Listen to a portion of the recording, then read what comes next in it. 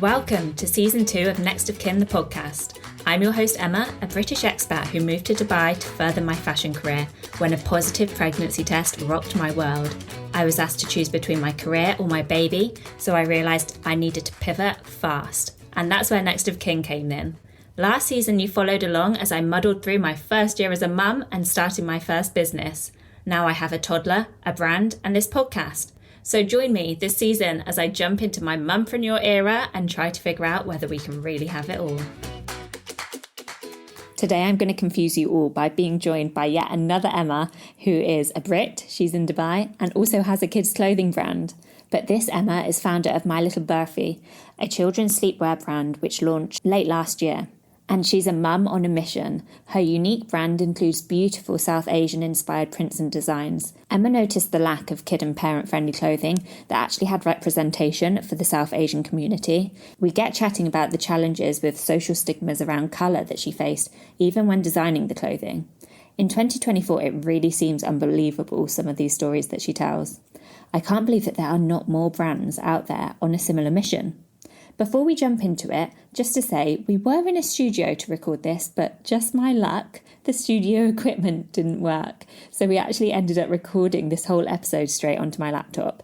So I promise the audio quality is definitely worth bearing with for this chat. I especially liked hearing Emma be very, very real about what starting a brand is actually like, and also how she's grown in confidence as a result. So let's get into the chat.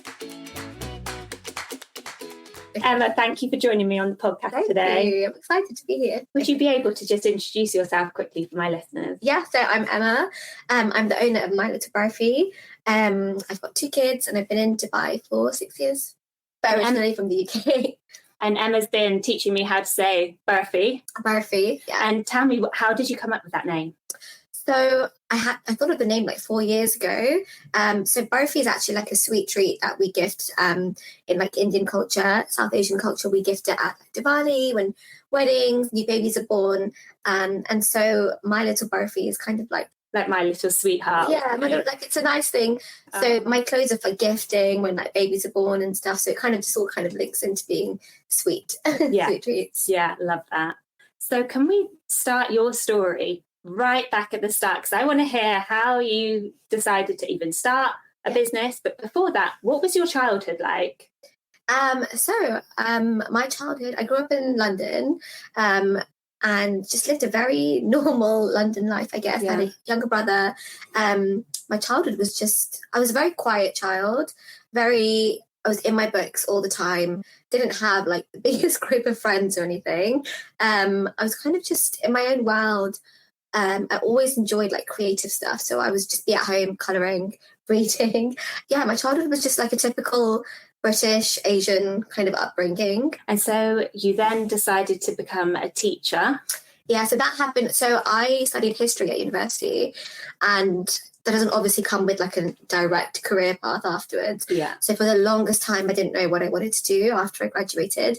And just to like have a job while I was career hunting, I started working as a TA. And then from that, I realised I actually really enjoyed it.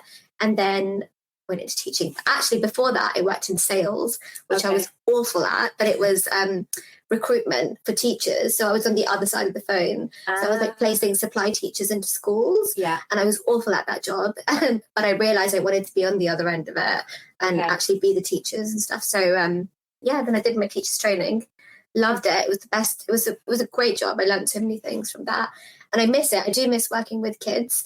But I think I just always knew that I wanted to do something for myself, and just it's hard being a teacher. Like I rate anyone who's still teaching. So I wanted to. Well, that's what I was going to ask you. How did you make the leap from teaching to becoming an entrepreneur? Yeah. Did you always think you'd end up doing something for yourself then? I think like deep down, so I come from a family of like entrepreneurs. Like my dad is a business owner. My brother has his own business. He doesn't work in a job or anything. All of my uncles. So I grew up having that very normalized. Right. And also because I just don't think I'm very good at working for other people. I know. Yeah. So initially I was fine with it, but then when I fell pregnant, I found it really hard to keep up with obviously the demands of a teacher. So it kind of all fell into place really naturally, and I decided to take time off to become a stay-at-home mum, and then my little Barfi happened. But I do think deep down I was always okay with like taking that risk and doing that. Whereas my husband, for example, is very much like a steady job kind of guy, and he's always known that about him. And he's the numbers person, isn't he? He's the numbers person, yeah.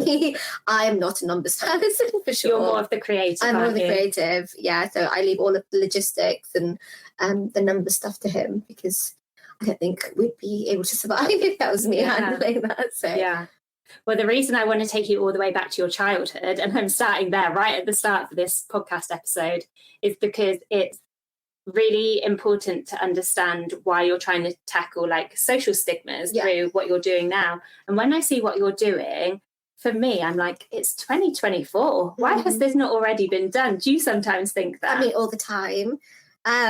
It's sad that it's 2024 and we're still having the same conversations that I grew up hearing when I was a young child. Yeah. It's definitely changed, like in South Asian communities and culture, there's a lot of change, but it's, you still sometimes come across, like you feel like you're just in a throwback to the 90s or something. And it's work. There's definitely a lot of work that needs to be done. Well, enlighten me, because obviously I'm sat here like pale and white as the bit, like, and I'm talking about social stigmas in the South Asian community. So enlighten me what kind of like colourism and things that you've come across, especially like during your childhood, because So I mean, so colourism, I'm not sure like if you're familiar with like exactly how ingrained it is into our communities. So I mean, in India, for example, every time I used to go back to India on summer holidays, the soaps that I would see, we used to stay with family. So all the soaps that I would see everywhere would be Fair and Lovely, and everybody would be making comments like, don't go in the sun too much, you'll get too dark, or she's so fair, she's so lucky. My mum's very, very fair. And I was also, I'm obviously tan now, which I love being tan, but I was a lot fairer when I was younger, but I was never quite as fair as my mum. So I'd always get comments from like, a young age, like, she's fair, but she's not as fair as her mum, or her brother's fairer than her. A comparison all the time. And it was just very normal. It was very normal to be, being fair was always put on a pedestal. And I saw it also with like cousins and other people growing up. If they weren't fair, people would just feel very free to make comments about skin tone. And it's still very normal, which is really sad. When I started My Little Barfi, I didn't really step out to like address like social stigmas at first. It was more just about the representation side of things. But then like I had an issue, which I can tell you about, with the graphic designer. And for me, I just thought it was common sense that, of course, we'll have, a variety of skin tones for some of my girls' print, for example. And the pushback I got on that was really surprising. I can tell you about. Well, we've probably actually jumped ahead. If you first just let the listeners know about My Little Barfi. Okay, fine. They might not even know the brand yet. Okay, so My Little Barfi is a kids' wear, mainly pajama wear brand. Our aim is to create representation where I believe it's massively lacking for South Asian children. The story for that was basically when my little girl was about 1.5, 2, I was doing a pajama clear out, and you know how they grow out of things so quickly. So I was just doing like, the monthly kind of clear out, and I was looking at the prints, and she loves ballerinas, she loves unicorns. And I was looking at them and I realized that none of ballerinas were ever brown or South Asian. And it really struck a chord with me. The idea for My Little Barfi the seed had already been sowed in my head, but the representation side of it came when I saw the issue with my own daughter's clothes. So I set about designing pajamas and prints that were fully representative of South Asian culture. And actually what I love, because I always get the feedback about boys' clothes. I don't have a boy, but everyone says like, no more cars, no more tractors, no more dinosaurs. And so I love your rickshaws. And actually my favourite is your jalebi print. Really? But I love the rickshaws. Yeah, I love the rickshaws. Is like, I mean, I did have a bit of pushback on that as well. People were like, well, you kind of just done vehicles. But it's such an iconic, for me, it was it's a memory for me. Like every time I went to India, would be obviously in the rickshaws, daily. And I want my kids to experience that. I want to tell them stories about, like, we used to fit like 10 people. It was obviously not safe, but in India everything goes. To fit 10 people into a rickshaw, and like I want the pajamas to be a connection point for parents and kids, so we can talk about. My kids haven't been to India yet, so a lot of this there's a gap that I'm trying to bridge. So we talk about the prints and we talk about the meanings behind them, and I love that. So and then from there it spiraled into also addressing some of the issues within my own community, like the colourism. Yeah, well, tell me about this story of the designer, because it is wild to me that happened in this day and age. It was a bit crazy, I won't lie. So when I was initially designing the print, so I had my girls print, and then I had another print that I was doing, which was instead of flying unicorns, we did flying Indian elephants, because they're obviously iconic in our culture. Weddings, like they're just everywhere, elephants. So we did flying Indian elephants and fairies. And because the other print had 3 skin tones, I wanted the 2 skin tones on this one to be a bit different. And I wanted it to be a bit more like South Indian inspired. So like darker skin tones, like Mindy Kaling. And so when I always do a very, very detailed print brief. So I sent the brief to the designer, thought she understood it all. She came back to me with a very South Asian looking fairy. Right. And I was like, everything else is okay, but we need to make her skin tone darker. She needs to look Asian. So she came back to me with like a little bit darker. And I was like, no, like these are, and then I just sent her reference pictures, and I was like, I want it to be like this dark skinned basically. And she literally just came out and said, like, I don't think this will look good. This is not gonna sell well, basically. She was like, you need to stick to the fairer skin tones. She was Indian herself, from India, because they do try and obviously work with South Asians. And I was like, no, this is what I want. I ended up even sending her the Pantone shades that I wanted. Yeah. And she was just pushing back on it so much. She was like, no, this will not look good. This will not look good. In the end, I didn't work with her, obviously. She just wasn't able to see that dark can also be beautiful. And she was so adamant that it would not look nice and it wouldn't sell well. So I ended up just not working with her. And I found somebody else who did get the vision. But it was shocking to me. Yeah. Even just from a point of like, you're asking her to do something, she doesn't have to sell it. Exactly. You have to sell it. It was so ingrained that she was just so sure that fair would be the only thing that would look nice, and she was not going to do it, basically. And a lot of racism today, or colourism in this case, but you wouldn't say it out loud. And the fact that she felt absolutely totally fine to say that to you. Because it is totally normal still in our communities. Like, it's very normal. If I was to go back home to the UK, and I mean, I get comments all the time about my daughter. She's very, very fair. How do you deal with that then? Is she like in the presence of these comments? Yeah, but the way they say it to my daughter is as a compliment. Yeah. So I then have to do the back work afterwards and sort of be like, colour is not. She's only 3, but we talk all the time about how all brown is beautiful. Yeah. But they praise her for it. She's praised as a 2-year-old, 3-year-old for having fair skin. It's absurd. Yeah. But it's very normal. So the graphic designer, wouldn't have seen herself as being racist at all. No. Because it's just very normal. In all the messaging, and I think it's not just in South Asian cultures, I think it's in other Asian cultures as well.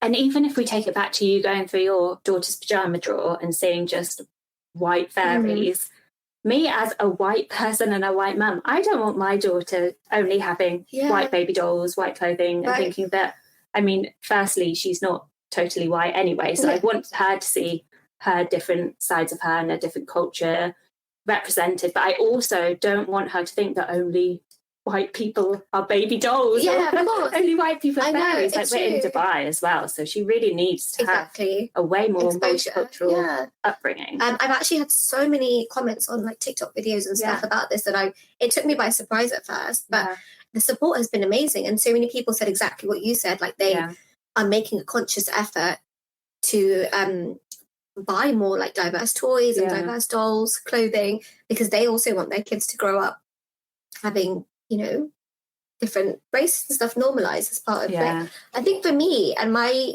generation growing up, it was just really normal to never see ourselves anywhere. It was not even questioned. And obviously now, like within TV shows and with the younger TV shows as well, there's always like, a few brown characters and stuff. But we just grew up thinking it was normal until you realise, wait a minute, this is actually not normal at all. And I bet it's hard to unpack how that will have affected you, because it's just, as you said, it's so normal, it's so ingrained. So how can you even contemplate like how different things should be. Yeah. I mean, I don't know if not seeing, I mean, I think maybe if I was wanting to be an actor or something, I would have felt it a lot more than I do. But for me, even when I was like a teenager growing up, I feel like I chose a career path that is very like girly, and how I saw someone like me or someone who I would like to be doing. Yeah. I watched like The Hills and they were doing fashion, and I was like, she looks a bit like me. Yeah. I could do that. So I bet it really does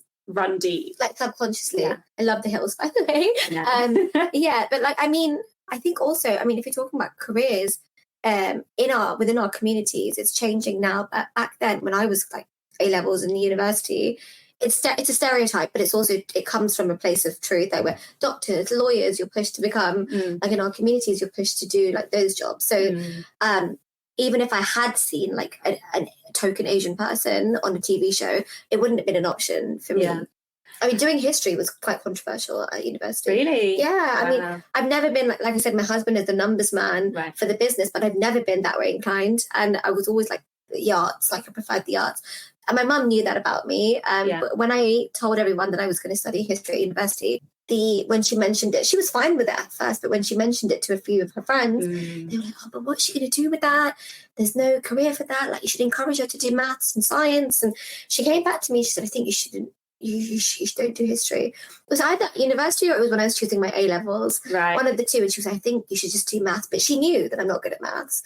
But the pressure of like, wait a minute, like what's she going to do with, English, Lit and history? My family would have loved me to do history. Oh, really? Yeah, I did business and retail. Oh, really? And I had comments about that not being a good choice. Like direct, like, that's actually a helpful degree. Yeah, they would have loved me to do history. Really? That's really funny. So what brought you to Dubai? How long have you been here in Dubai? So we've been here for 6 years. It'll be 6 years this summer.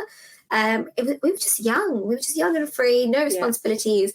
Like the typical Dubai story, we thought we'd come out here, stay for 2 years, like save a bit of money, go back, and then start real life. Yeah. And I got pregnant within like 4 months of getting here, and then just decided to stay. I mean, Dubai's great. So. Yeah, and you've enjoyed. Did you teach here as well? Yeah. So when I came over, I taught we came over like in August, so I taught until March. Whenever I have a teacher on the podcast, I always want to hear about that experience. Just for a mum who's probably going to send her daughter to school here. Yeah. It's an interesting one, I think. I didn't necessarily have the best experience teaching here. My class were great. The things I learned were amazing. It was the best way to move to a new country, in my opinion. I was kind of like right into the culture. It was a national school, so it was amazing. But I guess like it was just very different to what I was used to in the UK in terms of management, and my expectations of a primary school environment were very different here. But I think it's hit and miss with every school. Different people have different experiences, but it's definitely something that played into my decision making when I was choosing schools for my son. My experience definitely played into that. So what do you look for him then? I was very sure about having a UK feel primary school. So smaller. They're all huge, aren't they? Yeah, I mean, not necessarily. Yeah, smaller would have been a plus, but more just the feel of it. Like, I wanted it to feel homely and nurturing, not perfect. Like, I don't like not just beautiful equipment everywhere and everything's pristine and Dubai like flashy. I didn't want any of that. I would rather have like run down playground equipment that obviously safe, but it looks like it's been well used and loved rather than perfect and everything's perfectly painted. Also, just when you go to a school, I think like you can, when you talk to the staff, you can kind of just tell. Yeah, I was just looking for that homely environment. Like you go more on vibes than more on vibes. A teacher would go for like looking at the grades or something, but like I didn't look at the grades or anything. Obviously, I wanted it to be a good school, but it was much of it was based on my gut instinct when I was doing tours and talking to the staff and getting a feel for. Something I think that is very underrated is just when you go to a school and you're talking to people, the teachers, like gauge like how happy they are, because I think that says a lot about the school. The school I worked at, for example, 12 people left from September to Feb. And obviously that impacts the teaching quality, because if we're stressed about other things, it's going to impact how we are in the classroom. Yeah. So the staff, I mean, the school my son goes to, everyone's very happy. Well, they seem very happy. Yeah. And it just seems very, I can relate it back to UK life, which was quite important to me. Yeah. So you then became a stay-at-home mum. When you made that decision, how did it sit with you leaving teaching? And did you think you were going to stay as a stay-at-home mum, or did you have this idea in the back of your mind? No. So I literally left thinking I was going to be a stay-at-home mum forever. Right. Not forever, but for like at least 10 years or something, I thought. Very happy to leave teaching. I think it was just, like I said, everything fell into place quite nicely with pregnancy and wanting to leave. So that worked out well. But then I had really bad like postpartum anxiety and OCD. Okay. And that sent me into a whole spiral of, when I came out of it, it was like, who am I now? And I did feel a bit lost and purposeless, besides keeping this human alive every day. Yeah. So I think, and then because I'm a creative person, I wasn't getting fulfilled. So I tried a YouTube channel. I tried a YouTube channel twice now. And it was all you should try that again now. Really? Now you've got the followers on TikTok and Instagram. No. You should totally try that. I mean, I enjoyed it. I loved I think it's the creative process that I was really missing, like editing and posting. Yeah. But I could never stay kind of disciplined with anything. And with a little one, it's obviously hard. Yeah. So I was just feeling a bit lost, didn't know what to do. And then it was in 2020 when the idea came for me. So my son was born in 2019. The idea for My Little Barfi happened in 2020. So from 2019 having your son to 2020 coming up with the idea, but I know you didn't launch till November 2023. Yeah, so literally 3.5 years. Yeah, so talk me through that process. So the idea came to me when this was pre-COVID, so it was about February 2020. Okay. At this point, we thought we were going to be attending. We had three weddings to attend that year, and Ari, my son, was about 6 or 7 months at this point.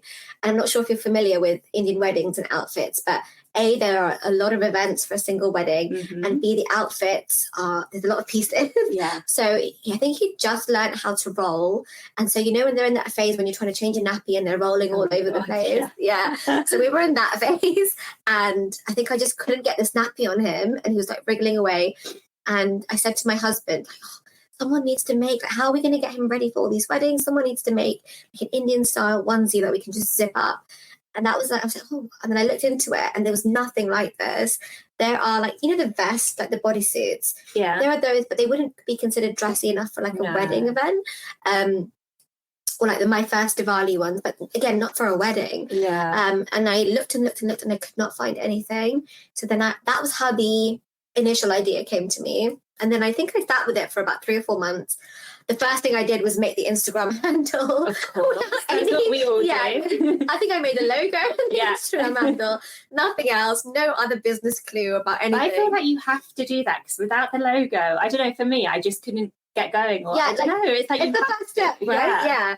I did everything that I think people say like should come later with that first. I think this is so sad, but I think I even did like a fake like FAQs highlight on the Instagram page, imagining what people would ask me. I had like 0 followers. I hadn't even told anyone at this point. And then obviously when I tried to figure out how to do it, I had no clue because I was a teacher, no fashion experience at all. I tried to do what I could via Google, but every time I would find like manufacturers or suppliers and they would ask me all these technical questions, basic technical questions, I would just be like, what is that? And then they just would stop replying to me because they could see that I wasn't serious enough for them. So then I gave up. That was about 3 or 4 months I stopped. I happened to get pregnant again, and then I had my little girl at the end of 2020. I gave birth to her. So then I was kind of caught up in like life with 2 under 2. Yeah. The idea was still there, but I was just, obviously it was crazy at the time. Then in 2021, I tried again. I actually went to Satwa here and I got like some fabrics, made some baby onesies, used my like little girl as a model. And then I thought, right, now I'm, 10 steps ahead of what I was last year. Yeah. Sent those to, again, new manufacturers and findings, sent those to them. They can't do anything with that. They were like, where's your tech pack? Where's your... Right. I didn't have any clue. And I gave up again. And then in 2022, tried again. And this time I made the most progress. I discovered Fiverr and Upwork. And I got someone to make me a tech pack, which was like a big step for me. Yeah. I finally understood what a tech pack was and all the technicalities. I actually found a good manufacturer who we ended up working with. He sent me print strike-offs. They were awful. They were so bad. I think I even did like a reel on them. They were just, what I'd imagined and how they turned out was completely just off. Do you know what? It's so disheartening at that stage as well. And I think it's really good for you to keep getting back up and trying again, because I had a background of product development, and I have to remember that the first samples I would always get when I was working for, say, Harrods, I would look at and be like, oh my God, what can I do with this? Yeah. But when you're It's actually hard. paying per sample yourself. And you feel like you've done all this work for like 3 or 4 months, and, you know, if it was a sample I could have worked with or tweaked, I think I would have been a bit like, okay, but this was just like, I felt like I jumped back to like step one. Because you're at the bottom of that supplier's list, to-do list. Exactly. They don't. That was another thing, like chasing them and pushing them to take me seriously. Yeah. When I came back in 2022, I was like, oh, you know, I know what a tech pack is now. Like, take me seriously. Yeah. But they don't care, right? They're getting like 100 messages a day. And then we're like, so what's your minimum order? Yeah. Yeah. So then I gave up again. I just, I think the only reason I stuck through was because I just had a gut feeling about the brand. Yeah. And also I'm quite like, sounds wishy-washy, but I believe in signs and stuff. Yeah. And I kept seeing signs that were bringing me back to it. Yeah, I had really similar with next of kin, just like totally random coincidences all the time. Yeah, and things that were, I couldn't stop thinking about it. And I always felt guilty for dropping it. So I'd be in my own world, and then I'd remember it, and then I'd feel like a twinge of like guilt, like why did I? And I think that was just the universe kind of being like, get back on it. That was 2022. And then last year I had like a bit of a breakdown in March of last year, where I just felt so lost, and I don't know, I was just starting to feel a bit resentful towards like life, and just like I just needed something for myself at this point. My kids were at nursery full time now. I was like, what am I doing with my life? So then after that breakdown, and I had a couple of really good friends who really like gave me a harsh talking to, and my husband, which I needed. And one of my friends, actually, I'll never forget this, she said, you need to stop being a cheerleader and just actually get up and do your own thing now, because I feel like I'm quite a supportive friend, but I was spending all my time. Yeah, I could see that in you. You listen to me going on. So. I love it. I love to like talk to people about things. But then she was like, you need to be a bit selfish now and just go and do something for you, especially if you're crying about it to me. Like, stop crying about it. Stop being a cheerleader. Just get up and do it. Yeah. And I think it was a talking to that I needed. And then I decided, like, so I always think, you know, when you watch podcasts and stuff and people say, like, what motivates you? And then a lot of people will say, like, you know, I wanted to change the world. I think I have two, like, motivations. The first one is the business motivation, which is like the mission about representation and about addressing the issues within our community. And that drives me with my decision making, and that drives me with the day-to-days of the brand and what I'm doing. But that doesn't wake me up in the morning, like, you know, get me to like get up and do something. And I think that thing is, I have a point to prove to myself, because I've just started and stopped so many different things so many times. I have a massive point to prove to myself to like follow through with this. And I'll only give up when I'm like, you know, if financially it becomes impossible, or when we're at a real dead end. Because people will say to me like, oh, how come you're so consistent with reels and posting? And I'm not. It's not who I am. It's like a daily battle I have to fight with myself. But because, like I said, I mean, I've done 3 YouTube channels. One was like 10 years ago, 2 recently, 3 blogs. I've tried so many things. I've never been able to stick at anything. So I think I've gone off on a tangent here, but this is just like the thing that kept me like, you know, I need to prove this to myself now. And the stakes are higher. This is what I find, because I'm similar. I think I was scrolling TikTok the other day and I saw someone talking about being a generalist. Okay. Because I feel like I'm not really an expert in anything, or I maybe that's a good reason to be an entrepreneur, because you've got many different. You're good at a bit of everything. Yeah, but it also makes it really hard to just focus in and stick to something. Yeah, for sure. I'm busy off thinking maybe I should do this and maybe I should do this. Yeah, that's me. So I think that's most entrepreneurs actually. Yeah, because we're never like quite full. We kind of want to like take a few more risks and try a few more things. Yeah, that makes sense actually. If you think back then, because you were even saying that as a child you were quite quiet, you were into your books, and then you found I guess, the transition with motherhood, matrescence, and the identity shift and having a bit of a breakdown. Do you think you've grown as a person through being an entrepreneur? I do. I think I grew the most as a person when I became mum. I have a clear like pre-baby Emma and post-baby Emma. Yeah. But I think like in this past year, I have grown massively. In the past 2 years, I had grown because of the business. I've never thought about it actually, but thinking about it now, such a good question. Yeah, I have. I've become, I think it's more of a self-growth thing. Yeah. Like I'm a lot more confident in my decisions. I'm learning to be a bit more forthright. So when I'm talking to suppliers and things like that, like, do, don't you? Every time you have an experience with something with someone, you learn, you take one thing away from it. Right. So the next time I approach somebody, I'm a bit wiser or a bit stronger or a bit more confident to say, like, actually, no, I prefer it this way. And then also with like, I've let go of a lot of inhibitions, like with the posting and stuff. So this is interesting. So when I did my YouTube channel and Ari was like a few months, he was a newborn. My mum was staying with me for a little while here. So I was able to, so she would look after him. I would put on a full face of makeup, put my contacts on, and I would be looking like, mum bun, reflux, milk all over my t-shirt. And I would change for the video. And by full face of makeup, I mean like a full face of makeup as if I was going out. Yeah.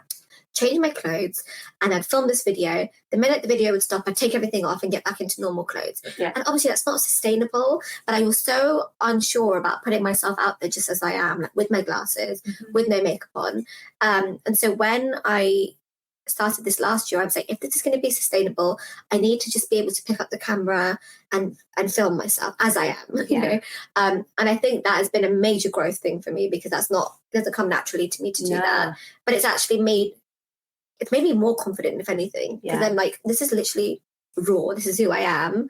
And it's caring about what you should be caring about, because now that you've said that, I definitely have had the exact same thing. Have you? Like I would have only posted a picture that I found like pretty perfect. Right, yeah. Before, whereas now I'm like, here's me from a horrible angle, like there's a spot, like whatever. Exactly. And I actually don't care. Sometimes I'll look and be like, oh, that was not exactly. But like, oh well, like, I guess that's out there for the world now. I think that's huge, like that kind of growth. And I think also because we're like, you're a millennial, right? Yeah. As millennials, we're so used to like filters, right? So like even just at this I was at my friend's hen this weekend and they were like, you don't post with a filter? And I was like, no, like I just don't care enough. Now. All I care about is getting my messaging across and being consistent and being able to post something every day. So I think that for me has been like a big growth thing. Like and that's the good bit about being a mum, because I literally don't have time to care.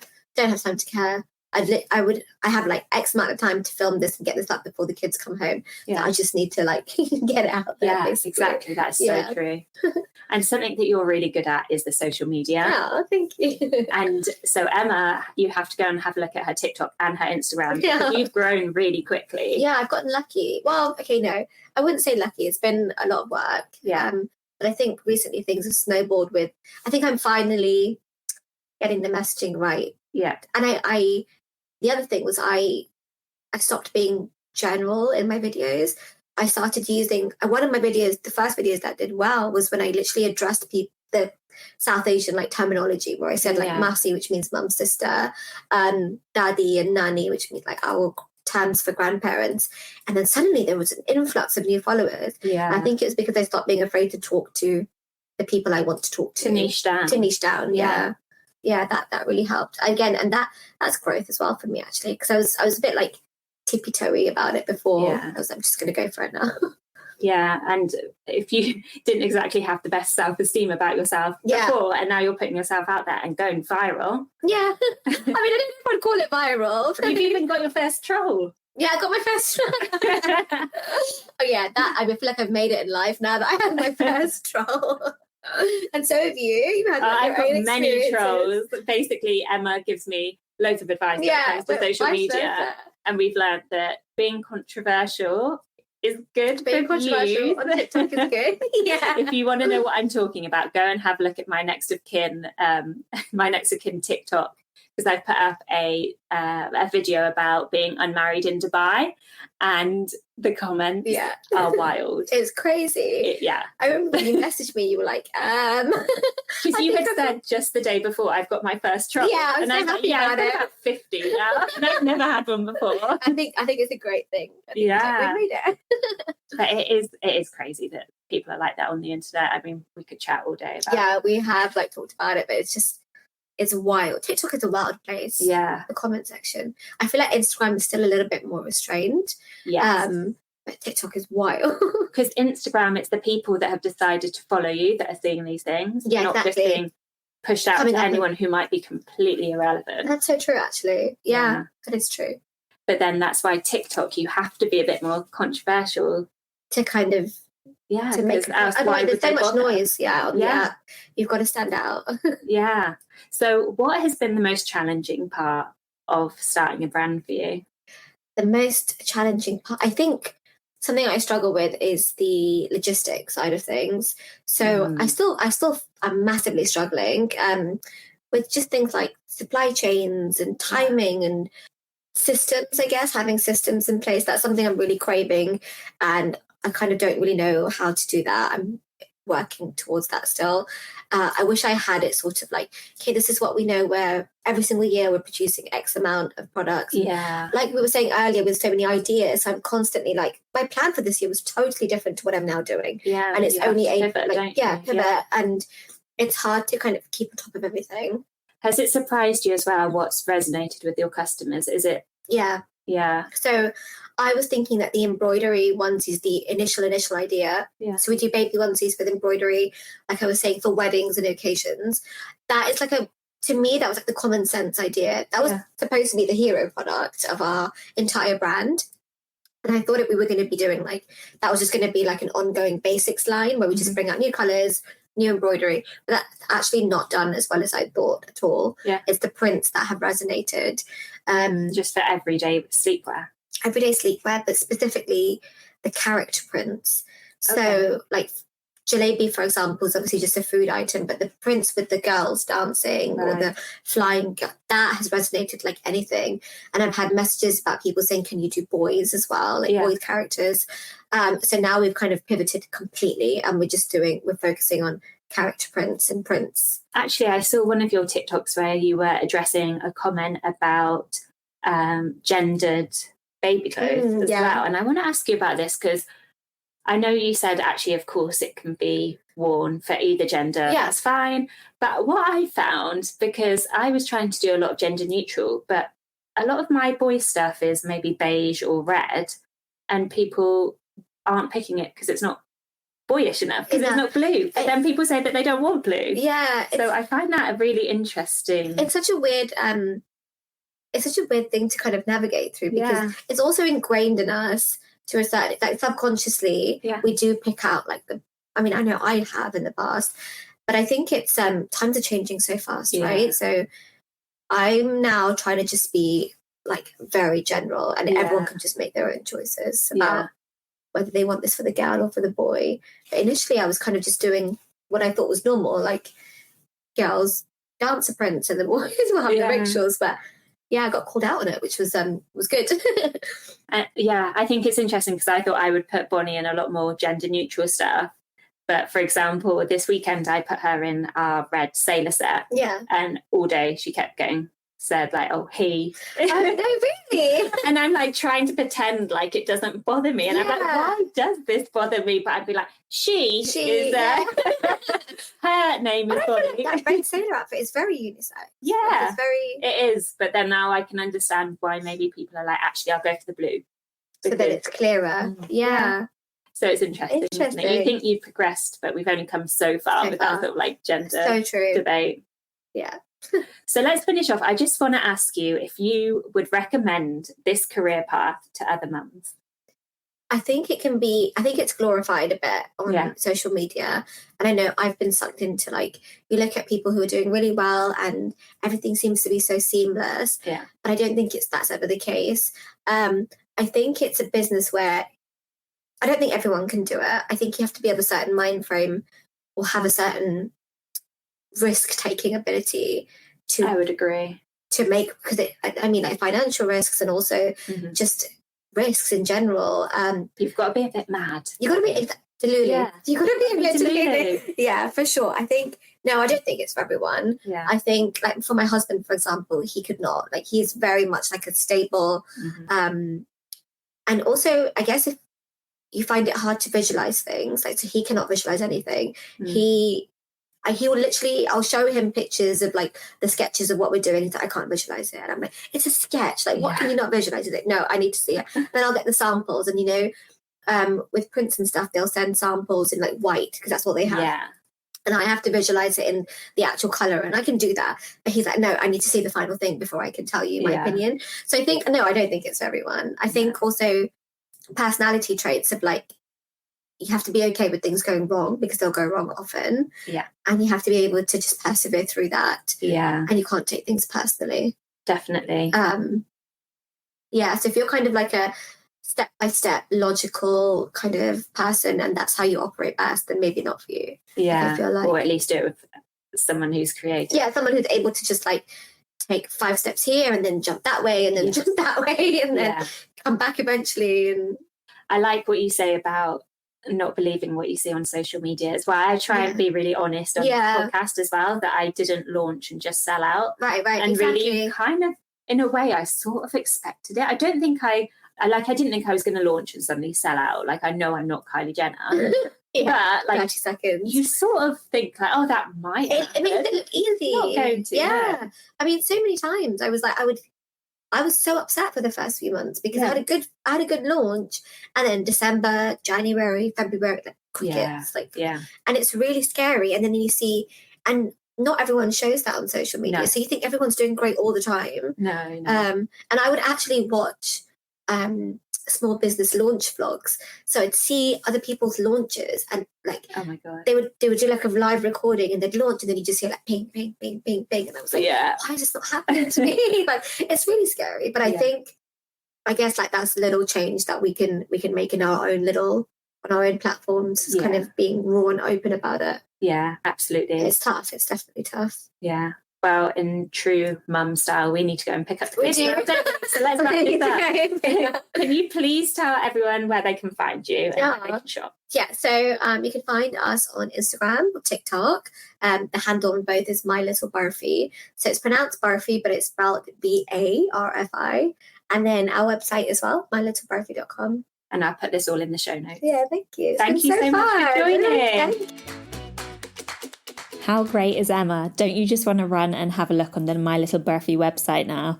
It's honestly such beautiful clothing. So thank you once again, Emma, for coming on the podcast. And guys, do go and check her out. As always, it really, really helps me out if you can at least follow the podcast on whatever podcast provider you are listening to this on today. If you want to like and leave a review, even better. But do go and find me at nextofkin.ae on Instagram and also on TikTok. If you want to see what we're talking about in terms of going viral and getting trolled, you need to go and have a look on TikTok. Anyway, take care, and I'll see you with another fabulous guest in the next episode.